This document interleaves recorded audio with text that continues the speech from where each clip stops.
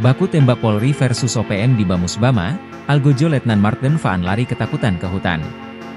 Terjadi baku tembak hebat antara OPM melawan Polri di distrik Bamus Bama, Papua Barat pada 30 November 2024. Dalam insiden itu, OPM sesumbar berhasil menembak 3 anggota Polri. Namun, klaim OPM langsung dipatahkan oleh pihak Polri.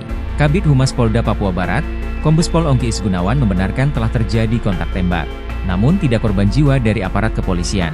Detik-detik kejadian, awalnya personel BKO Brimob Polres Tambrau sedang melaksanakan patroli rutin. Sekitar 342 meter dari kantor distrik Bamus Bama, terjadi penembakan oleh orang tidak dikenal, OTK.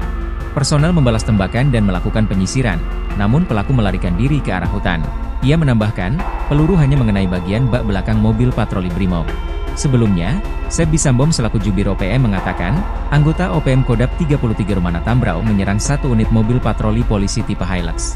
Anggota TPNPB yang dipimpin Wakil Komandan Operasi TPNPB OPM Kodap 33 Rumana, Letnan 1 Martin Vaan, telah menembak mati 3 anggota Brimob dan 1 anggota lainnya mengalami luka tembak yang kritis.